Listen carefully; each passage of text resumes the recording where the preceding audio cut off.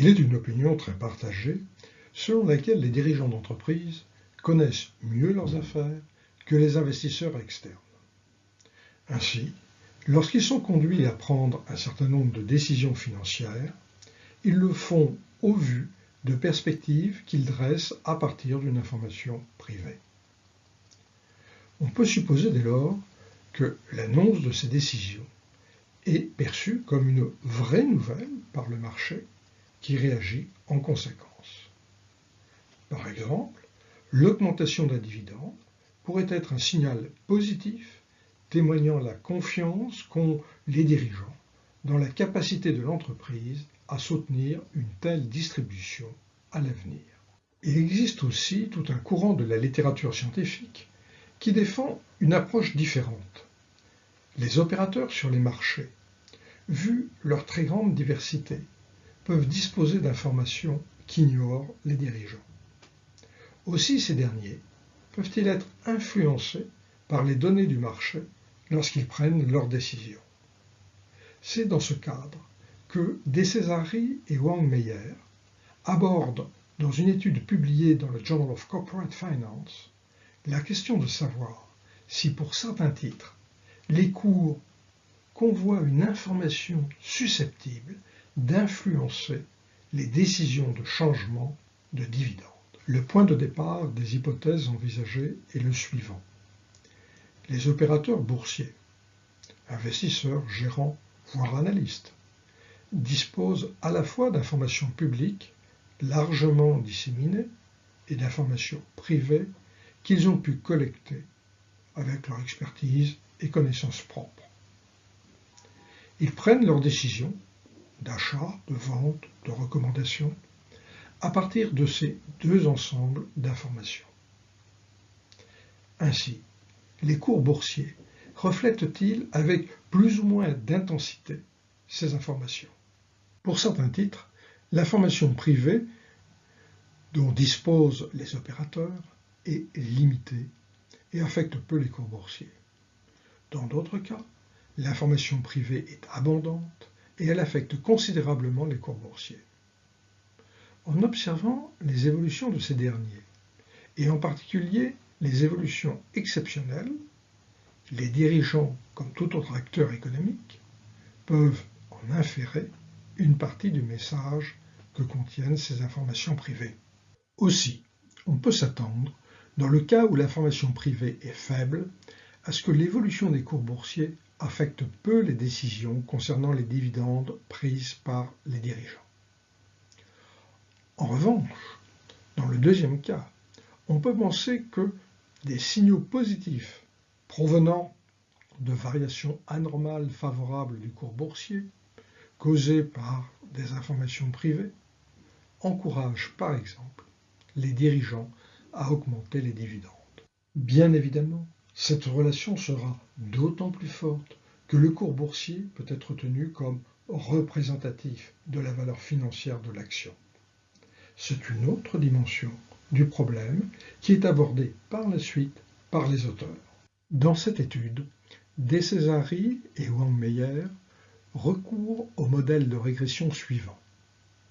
La variable dépendante est le changement de dividende d'un trimestre à l'autre. Les variables indépendantes sont les rendements anormaux observés au cours du trimestre qui précède le paiement du dividende. Une mesure de l'information privée contenue dans le cours et une variable d'interaction de ces deux dernières variables. Un vecteur de variables de contrôle des déterminants du dividende est également introduit. Les rendements anormaux sont mesurés sur une base quotidienne. Ils sont estimés à travers la différence entre le rendement du titre et celui d'un benchmark choisi parmi les 25 portefeuilles construits par Fama et French sur les dimensions de la taille et du ratio book-to-market.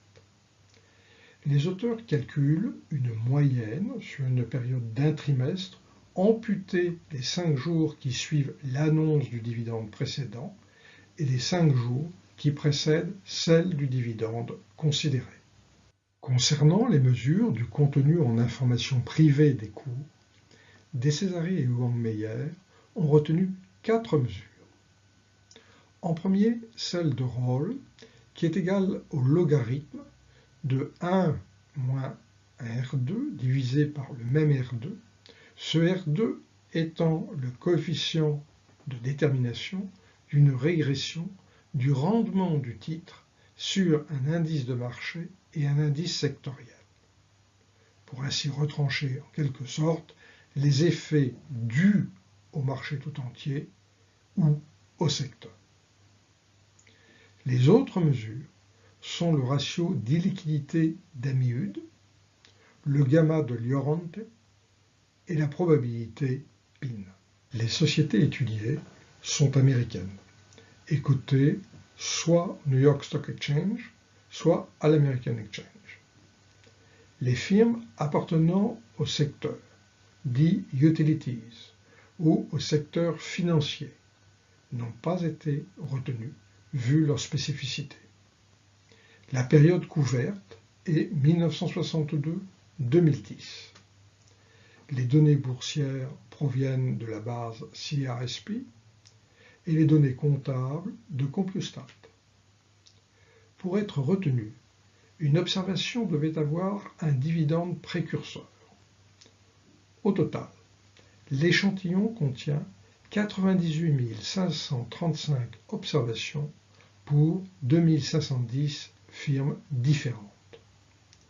16 240 variations de dividendes sont non nulles et intéressent 1994 firmes différentes.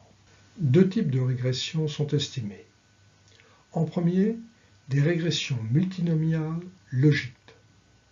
Les variables dépendantes sont dans ce cas des variables muettes qui pour l'une vaut 1 si la variation est positive ou 0 sinon, et pour l'autre vaut 1 si la variation est négative, 0 sinon. Le cas d'absence de variation sert ici de pivot. Nous reprenons ici les 3 coefficients β qui nous intéressent. Le plus important est le coefficient β3 associé à la variable d'interaction. Il est significatif dans les 2 cas et amplifie bien le lien d'association attendu. Une fréquence plus élevée d'augmentation en cas de rendements anormaux positifs et réciproquement une fréquence plus faible dans le cas où ces rendements anormaux sont négatifs. Le deuxième type de régression est une régression OLS où la variable dépendante est la variation des dividendes en pourcentage. L'échantillon est réduit aux seules variations non nulles.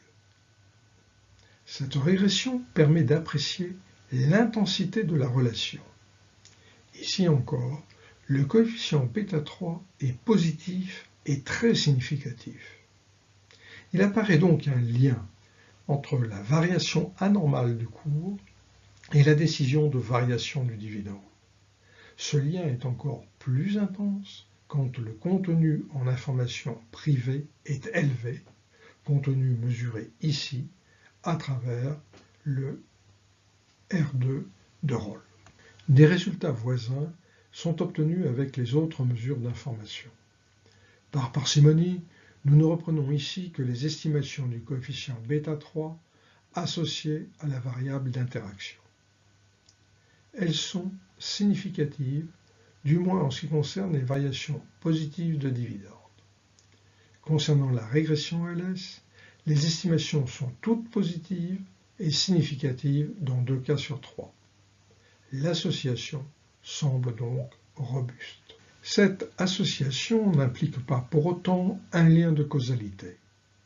Il est possible, par exemple, que les investisseurs informés et les dirigeants aient accès à une même source d'information, incitant les uns à négocier le titre et les autres à modifier le dividende. Il est difficile de construire un test autour de cette hypothèse, mais les auteurs proposent d'introduire dans leur modèle une mesure d'information qui devrait être spécifique au seul dirigeant, à savoir l'impact d'une annonce imprévue de résultats. Ils reprennent pour ce faire la statistique dite ERC, Earning Response Coefficient, et l'intègrent dans leur modèle. Nous ne reprenons pas ici l'ensemble des résultats statistiques, mais il apparaît que les effets notés de la variation des cours restent bien amplifiés par les mesures d'information privée et ne sont pas absorbés par cette nouvelle variable. De Cesari et Wang Meyer prennent en considération une autre éventualité. Il est possible que certains marchés donnent des indications peu fiables.